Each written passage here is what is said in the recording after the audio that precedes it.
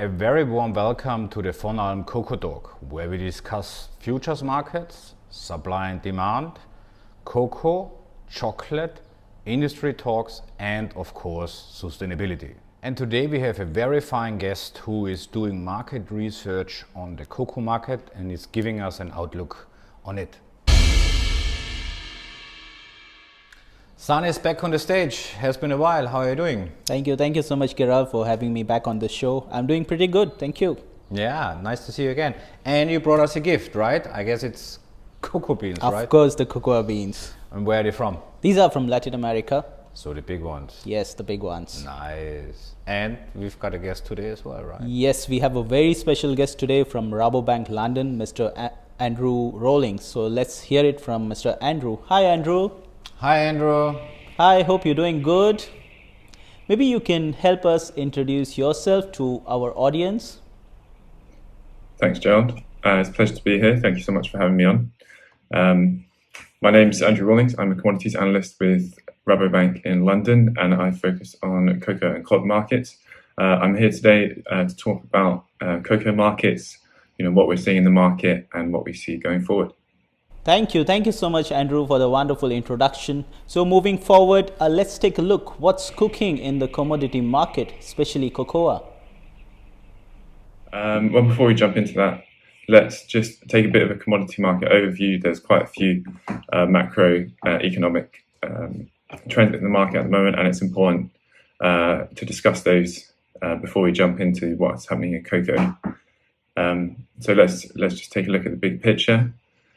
So over the last 12 months or so, we've had pretty significant increases in commodity prices, not so much in cocoa, but definitely in other softs such as sugar and veg oils and grains and oilseeds. Now, is it inflationary? Is it just demand shock? Is if we look at the 12-month picture, does that really tell the whole story? Well, not really. If we expand that view to about 3 years, we have quite a similar change in price, a bit more variation. But if we keep going out 5 to 10 years and look at the price changes, especially on the 10-year cycles from about 2011 to about 2021, we actually see the majority of commodity prices at lower levels than they were. So is this disinflationary? Is it inflationary? While the broad answer is no, it's just to say that commodity prices can be extremely volatile. Over the last few years, we definitely had depressed prices, and now we're seeing a rise out of those levels. And there is inflation at the moment in the broader market, which is driving some of those increases. We have a lot of kind of pent up demand from COVID-19, and we're seeing that come to market with higher prices. Another factor driving higher prices is, of course, monetary stimulus that we've seen in the market as a result of COVID-19. So all these factors together are helping to drive prices higher. It's not necessarily just inflation. There are some cyclical factors there too. If we keep looking just as commodities as a whole, we've also seen a great amount of fund interest in commodities and commodity indexes. And we're actually seeing non-commercial volumes at similar levels when they were at the peak in 2011. So that's quite interesting. That's definitely helping to fuel higher prices as well. And of course, with all agricultural commodities, the weather plays a major factor.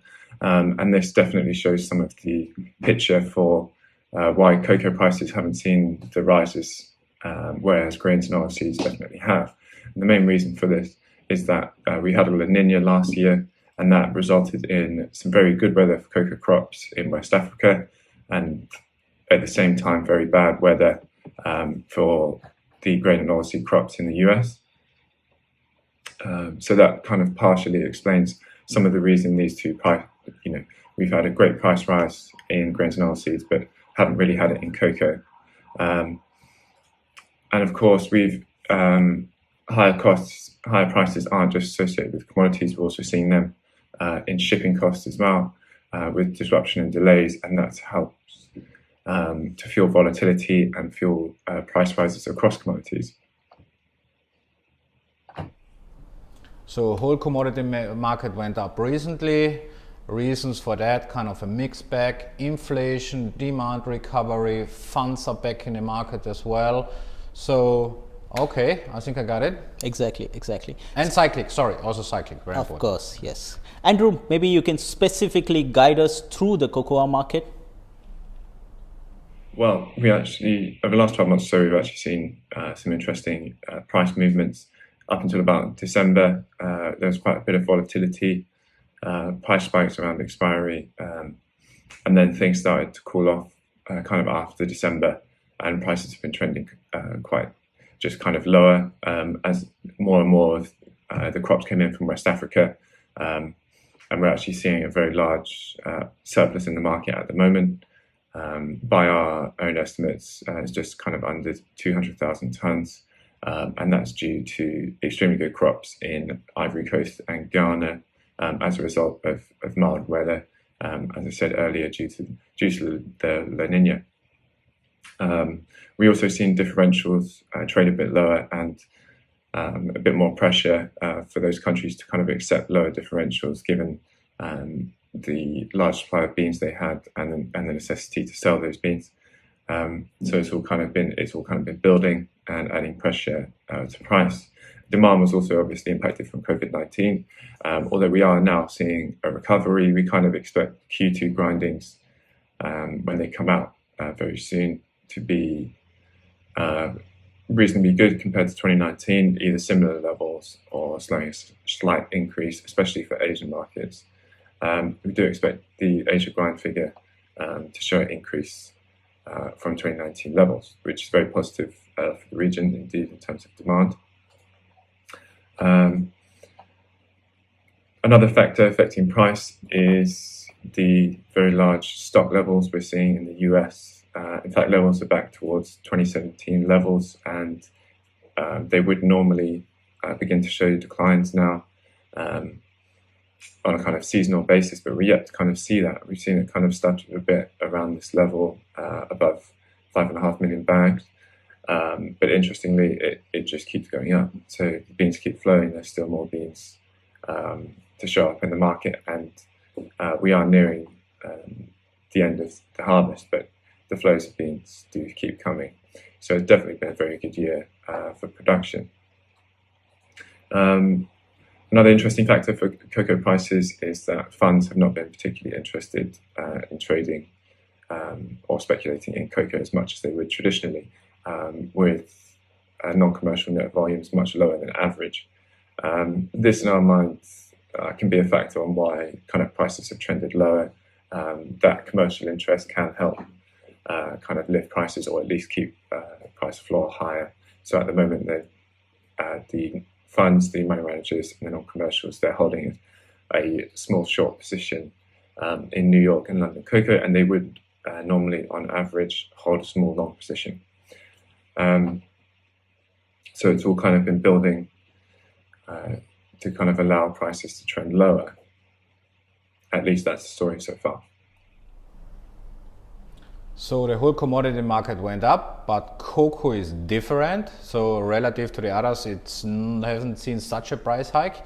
Main reason for that, much more supply, like La Nina, right? Yes.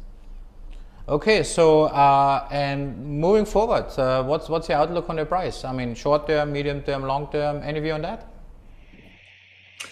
So how might that impact price going forward? Well, at the moment, we are still experiencing a very large surplus in the market, and that's probably going to take a bit of time to clear. So I'd say short-term outlook, fairly neutral. But as we begin to move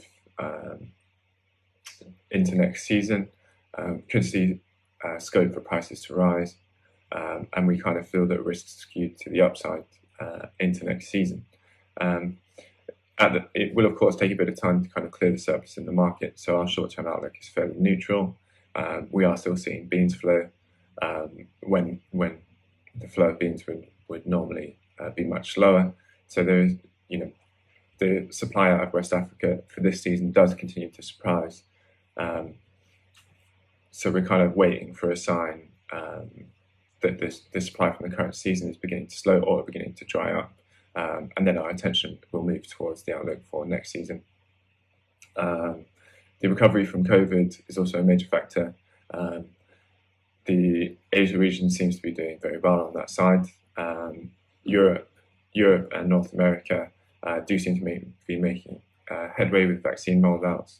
However, there are still delays and possibility for further delays.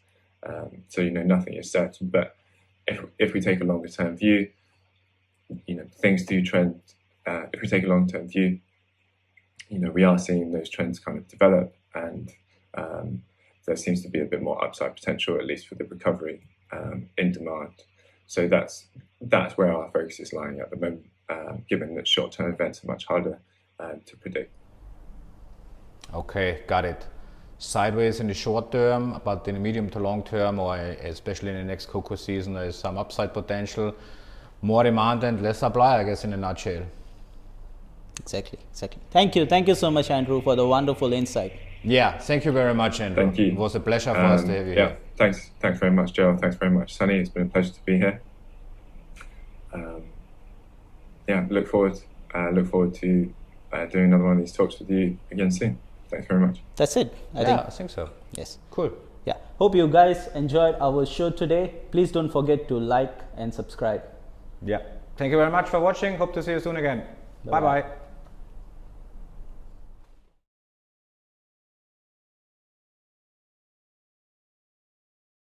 Bye-bye.